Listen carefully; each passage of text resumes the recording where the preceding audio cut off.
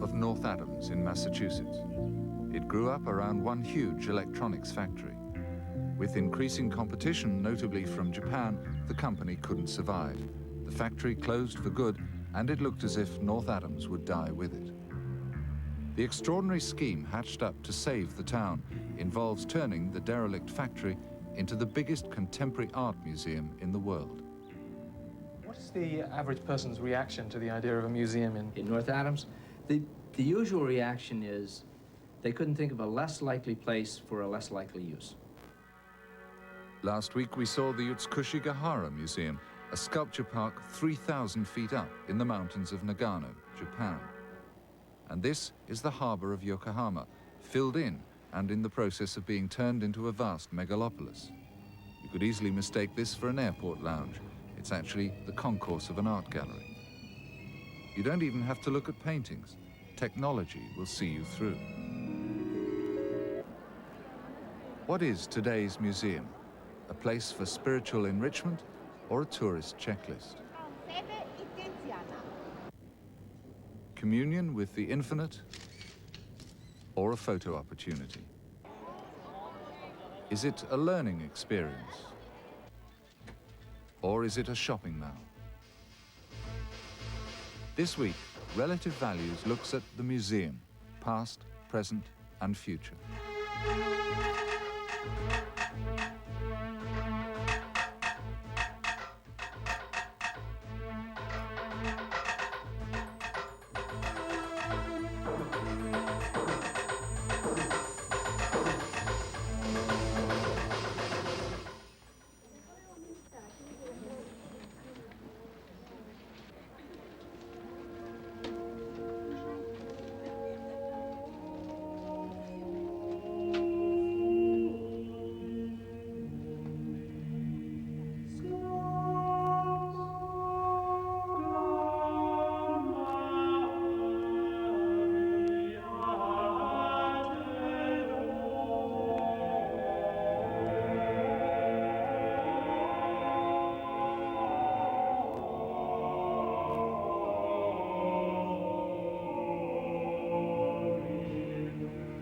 Museum is, you'd have to say, a kind of spiritual experience.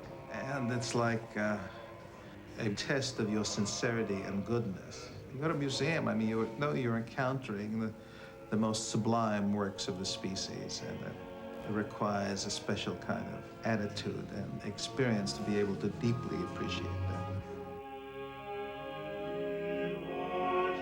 But this experience isn't happening in the Uffizi, Florence, nor in the Prado, Madrid, nor in the Louvre in Paris. These people are looking at modern copies of the great masters. They're on show in the Takashimaya store in Tokyo, next to the shoe department.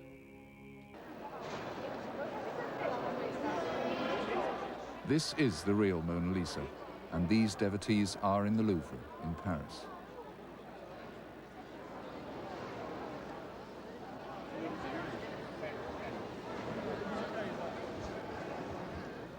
The concept of the museum as a place of worship came in at the beginning.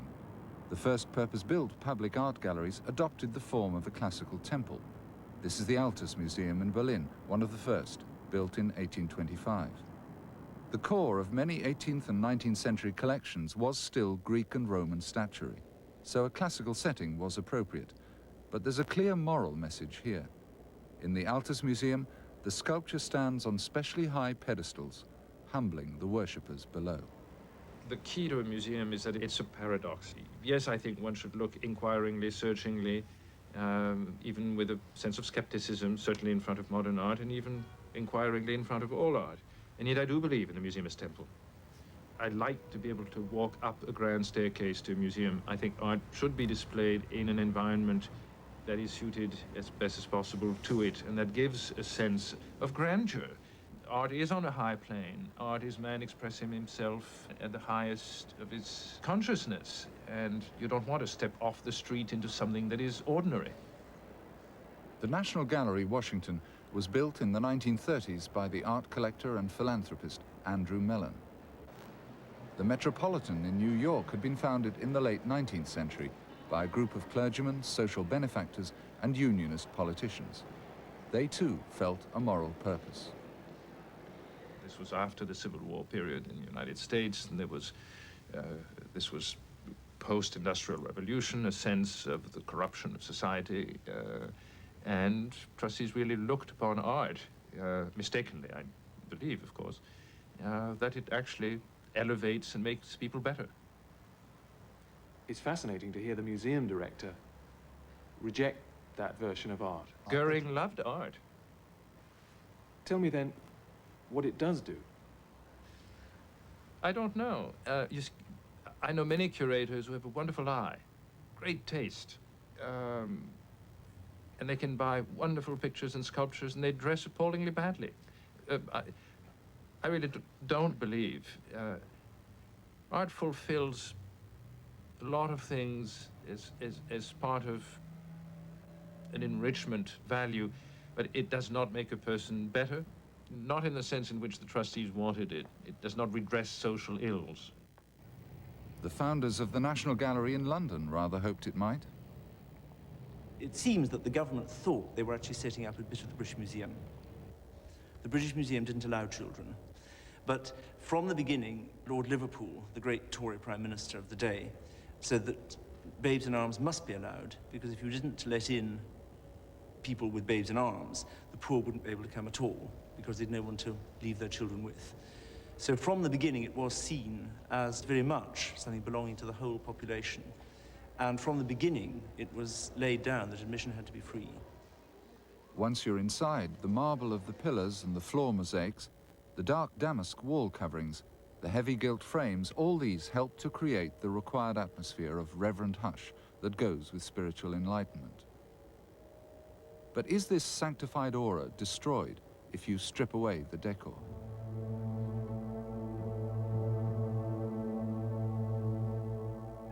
A featureless gallery with white walls that contains only track lighting and lights.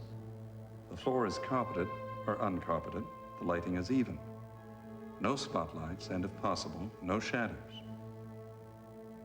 On the walls are several canvases. They are hung at median eye level. Each canvas is at least 5 feet in diameter, or larger, depending on the space available. The stretchers are never more than 2 inches thick, preferably less. At the lower right-hand corner of each canvas on the wall is a label with a date. The date is printed on the label in an unobtrusive manner, and it should require the spectator to come fairly close to read it. All the labels are the same size and are set at the same distance from the canvas. In a definitive series of essays, installation artist Brian O'Doherty argued that the white cube was as highly charged as any 19th or 20th century temple. Well, it's like those photographs of architecture. You know those photographs of architecture in the architecture magazines? Not a soul around, you know. What is the scale? God knows, and the architect. But the spectator just sees these nice, clean, disinfected walls, idealized, in which a spectator would be a pollutant, you know. A spectator carrying our untidy visceras and our smelly selves around would end up something totally inimical to the ideology of perfection, which is what the gallery in its turn tries to convey. The white cube concept started at MoMA, the Museum of Modern Art in New York. It was founded in 1929 largely through the enthusiasm of a group of wealthy New York women. They included Mrs. John D. Rockefeller. Our white cube galleries are, in a sense, the ghosts of the former private apartments in which these paintings hung. We think that these were paintings that were meant for individual viewers. They were meant for a private dialogue, that they're not best seen in grand spaces. We've tried where formerly there was a cacophony of frames in the gallery. My predecessor, William Rubin, tried to institute a uniform framing policy in order to take away some of the distraction of the large sort of ormolu ornament that came on a lot of collectors' frames. So there is a certain urge to what you would call purification or simplification in order to make the pictures come out on their own terms. Bill Seitz, who was a great curator, by the way, at the Museum of Modern Art, William Seitz, he did a Monet show in which he took off the frames and he put them flush with the wall. just to deal with that particular question. They looked awful. But it was the right thing to do at a certain point. The white walls aspire to a neutrality that somehow manages to declare all their contents to be art, no matter how uncrafted they seem, no matter how mundane. This is Carl André's Equivalent 8. This is 3 pallets of Oakley medium multis. And this is called Bicycle Wheel. Here at MoMA, this and other found objects by Marcel Duchamp are solemnly labelled and displayed. It was Duchamp who started the process in 1917 when he sent a urinal signed R. Mutt to a public exhibition. The jury, there was no jury, but the people who were organizing it decided it couldn't be shown, that urinal. After that, I had a thing called a bottle rack. It was a dryer for bottles, made of iron, manufactured. And I just chose it, and that's what the definition of a ready-made is. The choice of the artist is enough to transfer it from a functional or industrial form into supposed to be aesthetic, but very different from aesthetic in general. Now artists are making works directly for the museum. So they are working for a kind of an abstraction. They are working for a place, the status of which is vaguer day after day. They are not working for one person, for one taste, for one sensitivity. They are working for a kind of an abstract power, which is the power of museums and museum people. The powers that be at MoMA even declare design objects as worthy to be seen in an art museum. Here they show domestic and industrial products, even office furniture. And they're labelled and displayed like any object of art.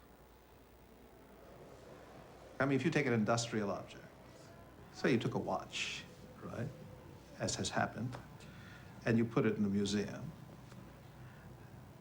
museum gives that watch the benefit of whatever associations you have with that kind of authority, right?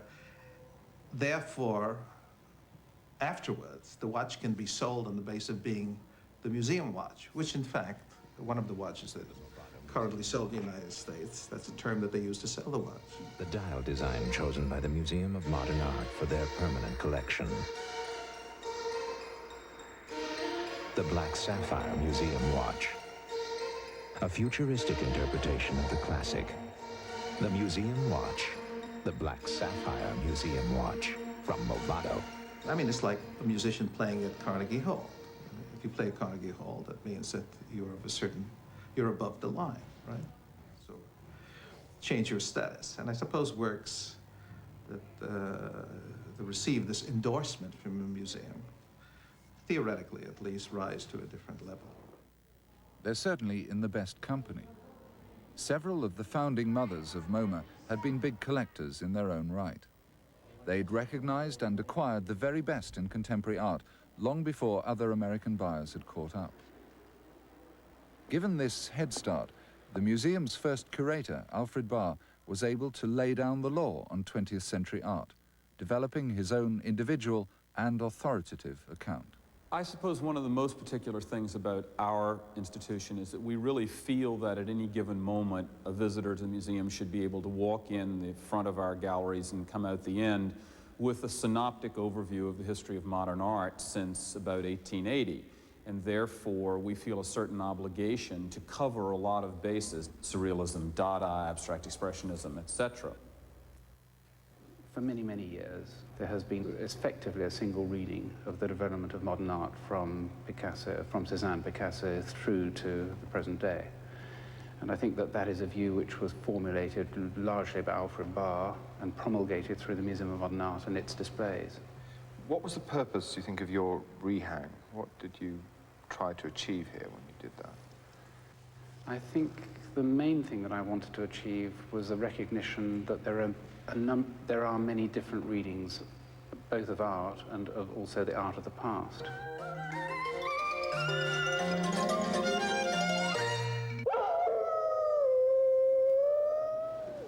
Nicholas Serota's eagerly anticipated rehang has met with the anticipated level of applause.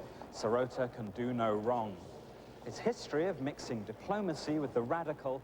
It's pretty unusual for an art gallery to make headline news. But this is what happened when the new curator of the Tate decided to repaint his walls and swap around his pictures. These days, the hanging debate is all the rage. I think that our public is an increasingly sophisticated public. It sees more art on television. It visits galleries more regularly than it did 10 or 15 years ago. And therefore it expects more from a public gallery like the Tate. I think that it expects to be more informed. It expects to actually see juxtapositions of pictures, to be excited by what it sees, and to be stimulated and engaged by what it sees. It's important that when you come to the Tate and look at the 20th century, that you should be conscious of the fact you're in London and not in Paris or New York. That is to say, I think people come hoping that they will see how does British art play a part in the very broad story of international 20th century art. And I think that the rehang has helped reinforce the part British artists have played, and not so much played in the sense of come third in the race, but played in the sense of the interchange of ideas across the Channel, or across the Atlantic, or now back across the Channel. We are an island, and it's very interesting to see how artists have reacted to what's happening in continental Europe and across in the Americas. Well, that's at 70. Yes. A mile and a half to the north, we found even the august National Gallery in the throes of a major rehang, prompted by the imminent opening of the Sainsbury wing. It's the first time in 16 years they've reorganized on such a scale.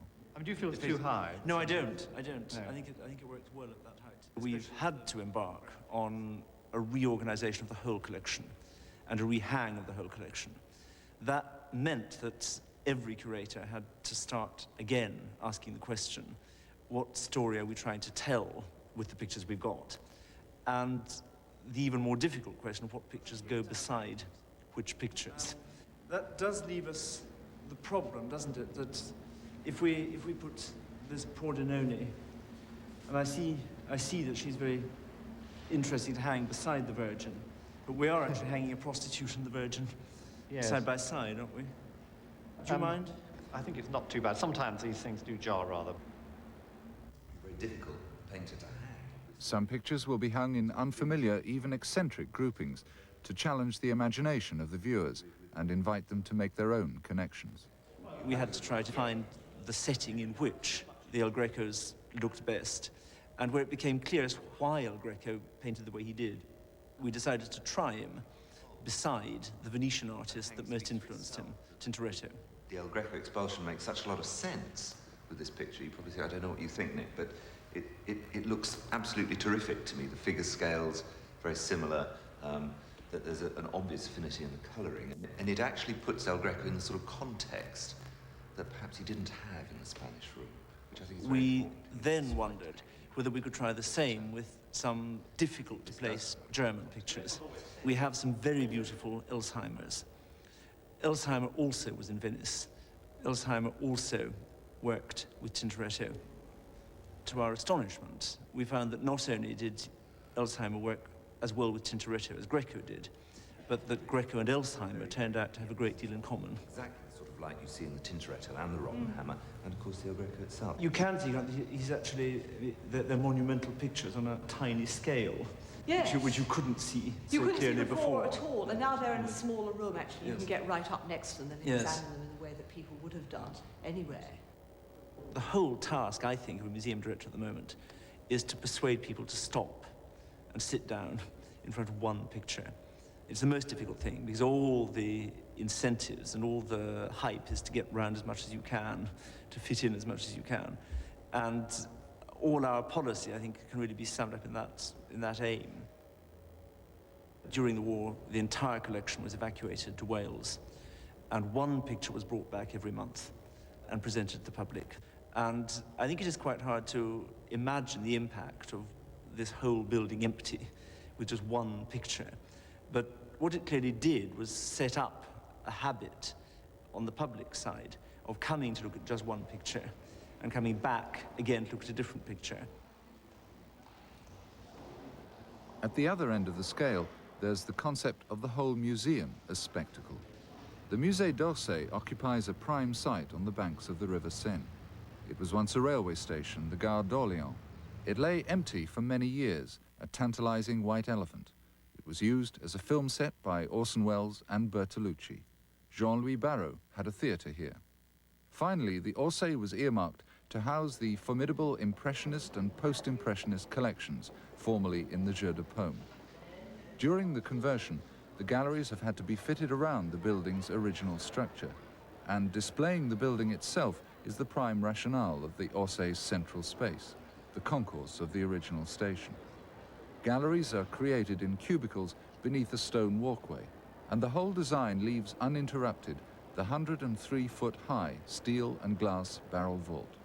I regret an institution in which the spaces, the architecture takes priority over the pictures. I really believe that a museum ought to be a vessel for art.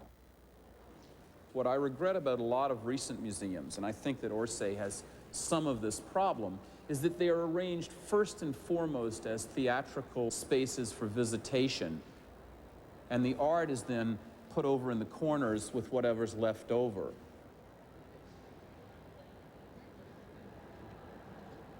I think that there's been a tendency in museum buildings in recent years to think about the fact of being a monument from the outside, being a grand tourist space from the inside, and then let's fit the art in the niches that are left over after those functions are fulfilled.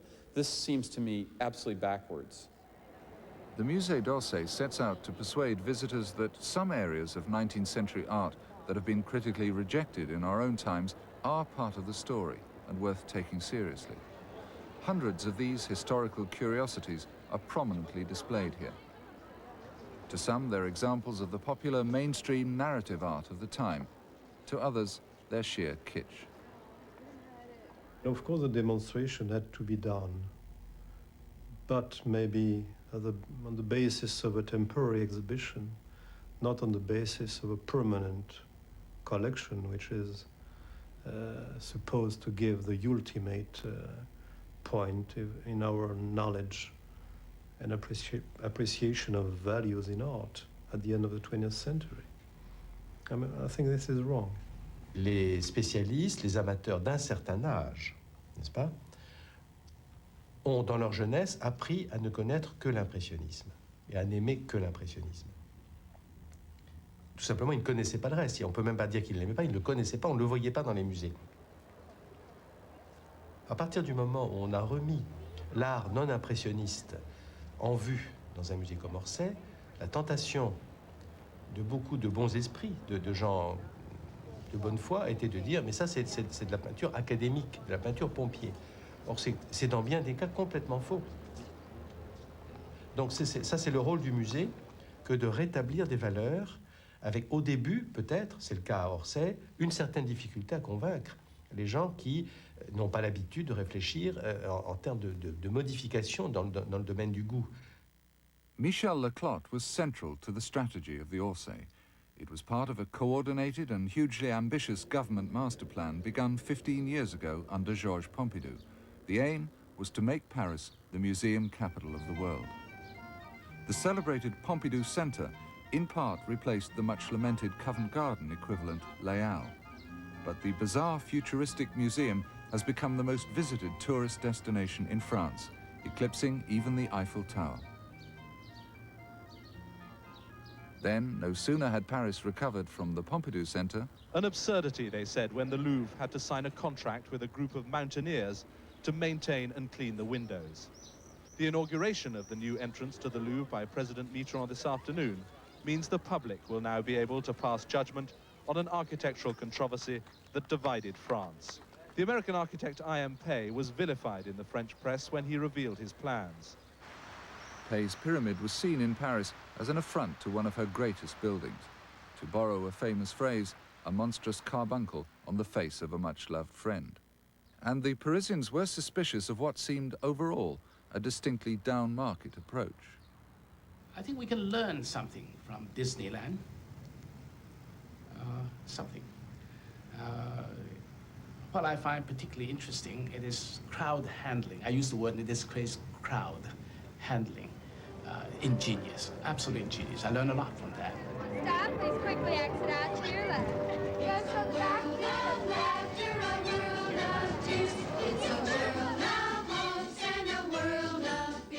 What I didn't want to learn, I still don't want to learn, of course, is the stage-setty approach to design. But then, that's an amusement park, and we're doing serious museums.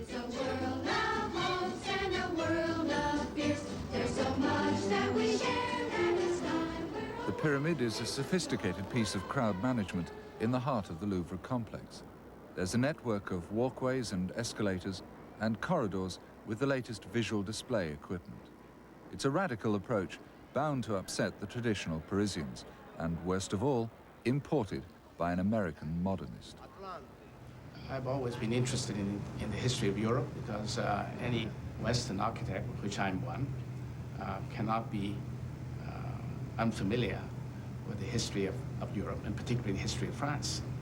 So I've always been interested in it, and I visited the Louvre, I don't know how many times, before I was given the commission. So one can't help but have a feel of history when one walks through that old building called the Louvre. Kings married there, Napoleon was married there, and Henry II skated there, and have animals there. It's all kinds of things. It's just part of French history.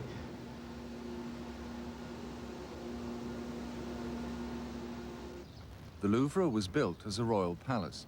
In time, it became an amalgam of the styles and pretensions of many epochs, but particularly that of Napoleon I. His acquisitiveness inaugurated what was arguably the first ever public museum. Open to the public in a spirit of post-revolutionary fervor in 1793, the Louvre rapidly became one of the wonders of Europe as it piled up the accumulated loot of Napoleon's Italian campaigns. In 1803, the museum was renamed the Musée Napoléon, though not everyone accepts Napoleon as its only begetter. Au départ, le musée a été créé bien avant Napoléon et bien avant la Révolution. L'idée du musée vient de l'encyclopédie, n'est-ce pas, du milieu des Lumières. Dès le milieu du XVIIIe siècle, l'idée de mettre les collections royales à la disposition du public était dans l'esprit, et sous Louis XVI, donc le dernier roi avant la Révolution, on avait fait une étude très précise, muséographique, d'une part pour agrandir la collection royale, la compléter, et d'autre part pour la présenter de façon muséographique avec, on a les essais, on a les dessins, on a les plans pour arranger la grande galerie avec un éclairage zénithal. Et Hubert Robert a fait une série de tableaux imaginaires, mais précis en même temps, qui étaient des projets, notamment pour la grande galerie. Le Louvre a été un peu un laboratoire pour la muséographie. During the excavations for the pyramid, the contractors unearthed whole sections of the walls of the original medieval moated castle. They were immediately added to the tourist circuit. Again, the building itself becomes part of the museum experience. The concept of the art gallery as tourist attraction is rejected by Gérard Regnier, curator of the Picasso Museum in Paris. He's the only museum boss we met who didn't really seem to want more visitors.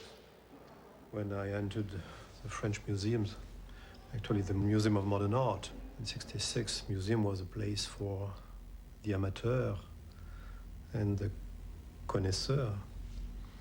And an exhibition of Max Ernst, for instance, got, let's say, no more than 5,000 visitors.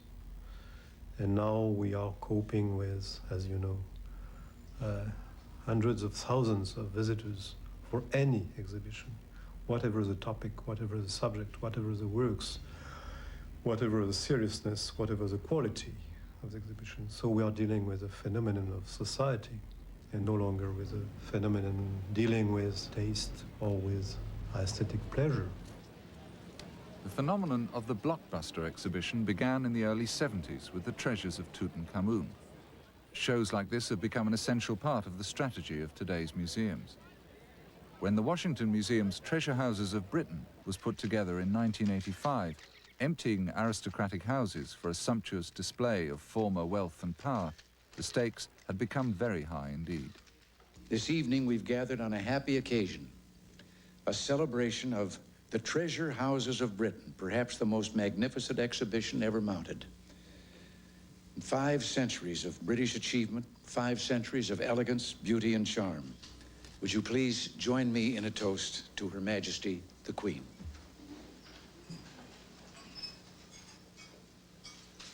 The Queen.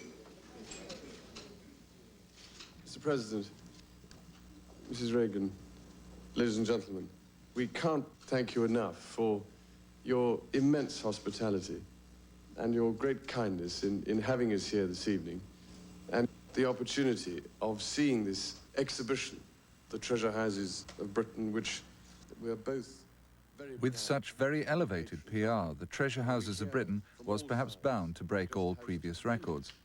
Yet even with these huge takes at the box office, all the big museums still have to struggle with one major problem: the massively spiraling cost of buying art. During the 70s and 80s, it seemed uncontrollable. The most powerful museum directors in America meet at the Guggenheim to discuss their predicament. It's interesting how, and I've been in the business over a quarter of a century, how things have changed. I remember, and Evan, your predecessor, was involved when Aristotle, contemplating the bust of Homer by Rembrandt, Velázquez, Juan de Pareja, or even the Terrasse de Sainte-Adresse, when those purchases were being considered, lists were made in a sense of what the competition was, and in every instance the competition was museums. No private collector came to mind. We said it's the National Gallery, it's Cleveland. Kimball wasn't in the business yet, Ted. And there's a complete shift now where we have gone not even to the private collectors, we've reached the stage where the whole factor of purchasing, especially at auction, is so inhibiting that one doesn't even try anymore. I think we went through a period in the 80s when there's no doubt that the collectors were making the running. And they were making the running both in terms of being able to acquire work ahead of the museums, and sometimes as far as dealers and even artists were concerned, in preference to museums because they could pay more or they could pay more quickly. And we're moving now, I think, with the drop in the market, or at least the halt in the market. And also, I think there's a changing climate generally, which is drawing people's attention back to the museums. Obviously, it will only stay there if the museums themselves are active and put forward propositions and ideas, and indeed manage to acquire work which seems to contribute to the dialogue and the discussion about contemporary art. I don't think they'll stay there if we simply sit on our backsides and hope that people will come to this great spectacle. But it's still to the big collectors that museums have to pay court in the hope of acquiring their treasures. We saw earlier in the series how Walter Annenberg had just bequeathed his collection to the Metropolitan New York, but he's laid down stringent conditions about how the works will be displayed in the future. The hanging debate again, with, some say, the decisions taken out of the hands of the people paid to make them.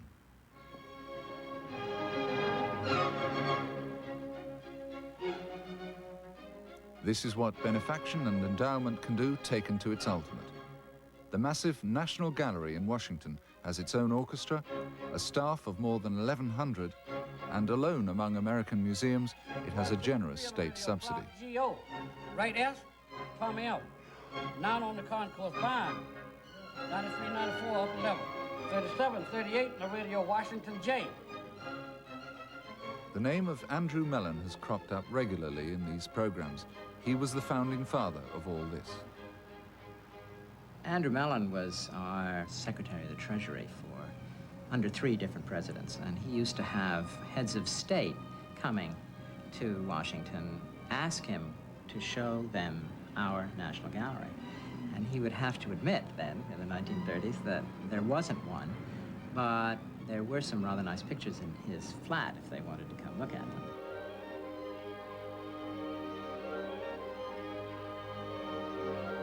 Mellon's private collection ended up in the National Gallery, and he persuaded other collectors and benefactors to bequeath their pictures in return for a little bit of immortality.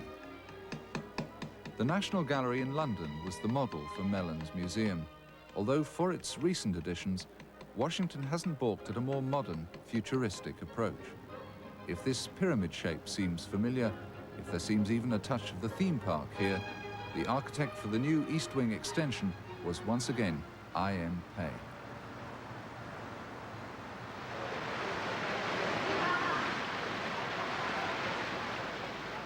That the East Building is less a monument and more a place to engage the public, to make the public, not to intimidate the public, to make the public want to stay there longer. In other words, it should be a building that is using that term user-friendly. So this building has to be designed in such a way so that young people would find it interesting to go through. Otherwise, you lose the whole purpose of it. They will spend 5 minutes there and then go to the Air and Space Museum and look at the moon rocket, for instance. And that is our problem. You see, we have to begin to think in terms of that public.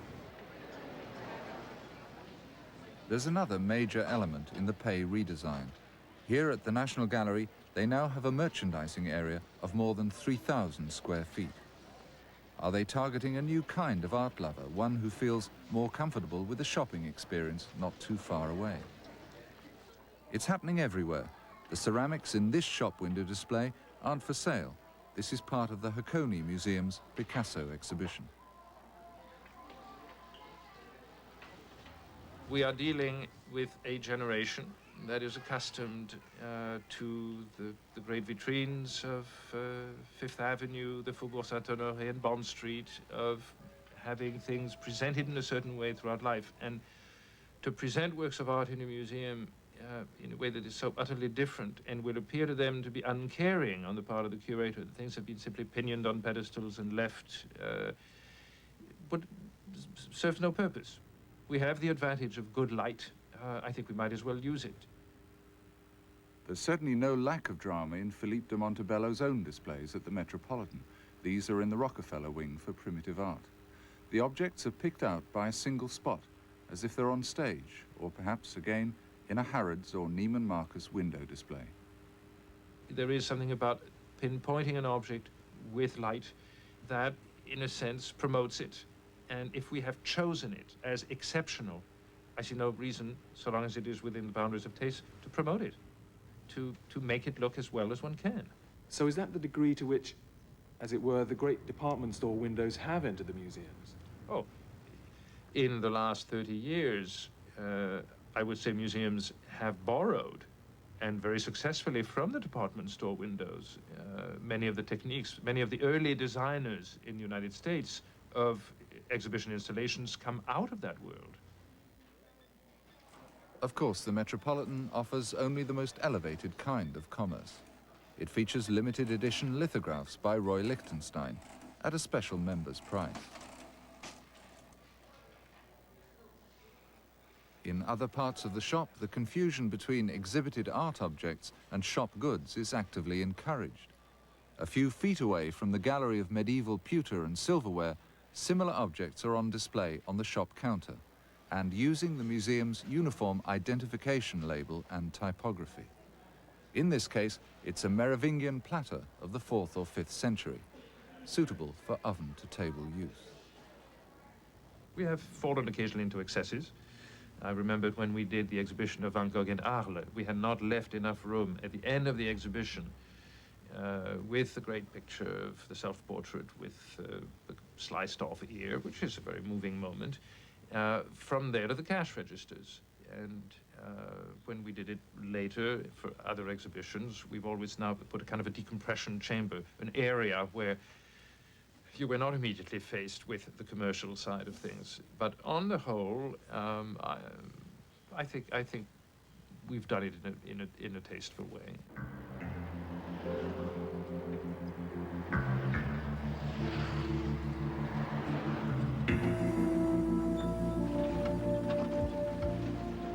Commercial viability is the bottom line for the MassMocha project in North Adams, Massachusetts.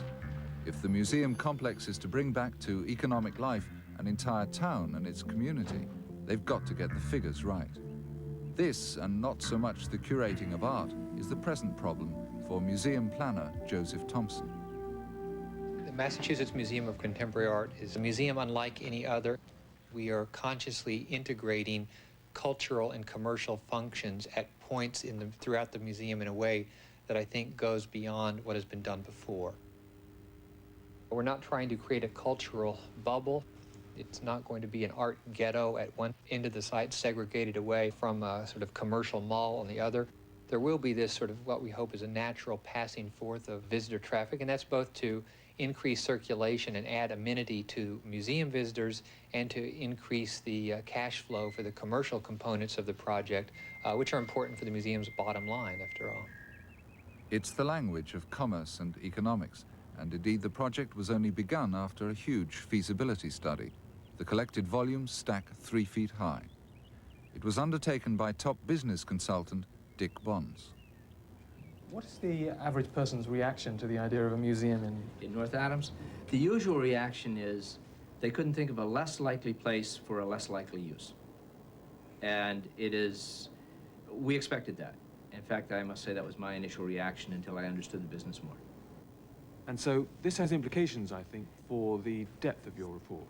The study is politically sensitive since the state is to fund about $30 million of this. And the questions are going to be hard questions. Is it really going to work? Who will come? Why will they come? And probably more importantly, will it have economic impact in the region? Which was the reason they're putting the money in the first place. In spite of the massive costs involved, there's no purchasing budget for a permanent collection. MASMOCA hopes again to attract big collectors to lend their treasures. This is the only artwork so far installed, contemporary sculpture. Is this going to pull the crowds? You also say at some point in the survey that contemporary art attracts a lower interest level than other art forms. Yes. What we did to determine that was surveys of people and what would attract them to this location. And listed in there was MASMOCA and specified that it would be contemporary art. What effect contemporary art would have as opposed to, say, a Norman Rockwell or something that tends to attract a broader mass. It would attract fewer visitors than would a different type of art, but still a substantial number. Are you a museum goer yourself? No, not that much. I like contemporary art, but I'm not a great museum goer. So your view of it having a lower interest level was in no sense a personal reaction? No. In fact, we hired a museum consultant to do some work for us, and we did interviews at 6 or 7 museums around the country, testing what attracted people, as well as interviews out in Western Massachusetts. Maybe another attraction would be user-friendly buildings. One of the architects commissioned here is Robert Venturi. He's in the news in Britain for his controversial extension to the National Gallery. This is a rambling complex of noble in their way industrial buildings, very lovable buildings in many ways, but they don't symbolically say, or in terms of scale particularly say, I am a museum. So we have enjoyed using a representation of an industrial smokestack, and out of the top there is the representation of smoke, and in smoke is written art. Venturi's partner, Denise Scott Brown, has taken particular responsibility for the shops integrated into MASMOCA's layout. The retail makes ambiguous the connection with the town, but also is in a different kind of relationship with the art. If you take the National Gallery in Washington, the big cafeteria is associated with the tunnel. You certainly don't see it as you go into either the East Wing or the West Wing. The ambience is quite different. And yet, there are ways in which that retail must be in places where a lot of people pass. And there, the planning for the retail can't be really different from planning, say, a shopping mall. You really have to put the retail where people will buy, not think that you can draw people. Not only designer retail, but even designer hotel suites form part of the project. Again, big-name architectural designers like David Childs and Frank Gehry have been enlisted.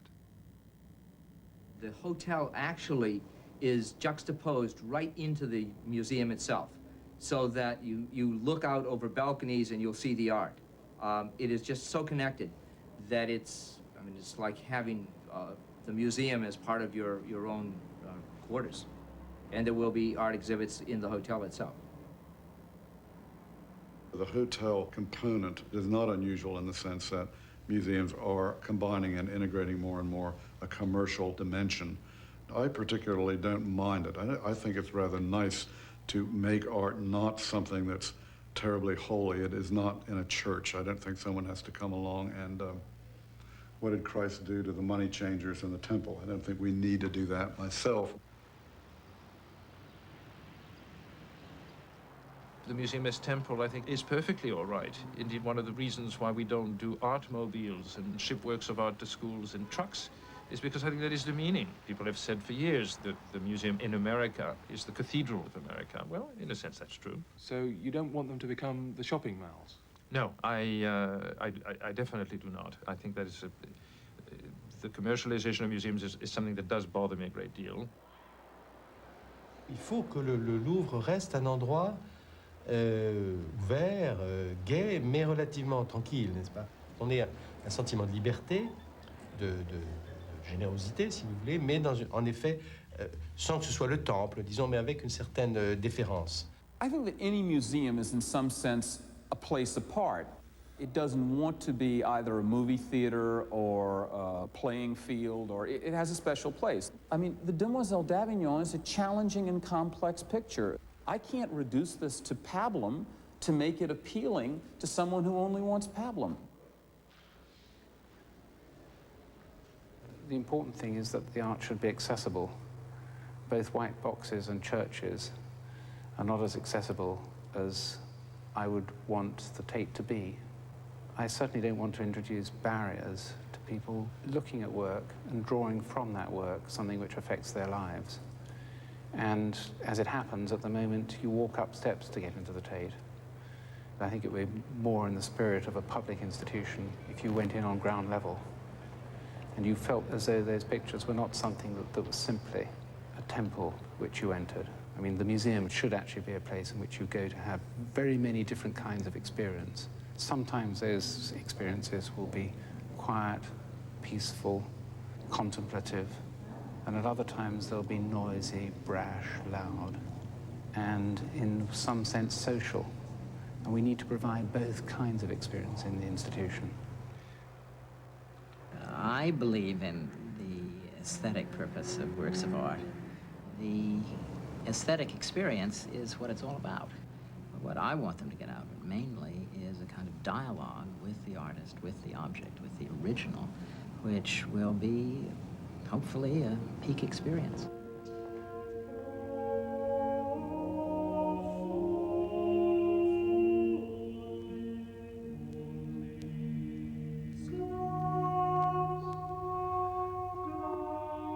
So who are these people communicating with?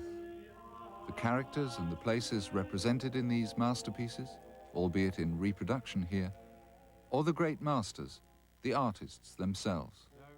Next week, the agony and the ecstasy. Relative Values looks at the artist's genius. Paint your palette blue and gray. Look out on a summer's day with eyes that know the darkness in my soul. Shadows on the hills,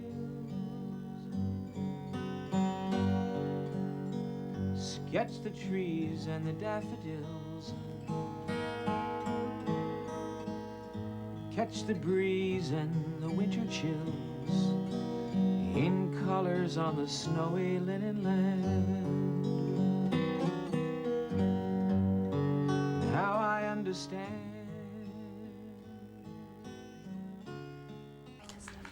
Well, that program is called Relative Values. Part of the program dealt with whether contemporary art galleries are like temples, a discussion that seems quite timely given the reopening of the Art Gallery of Ontario's beautiful new wing.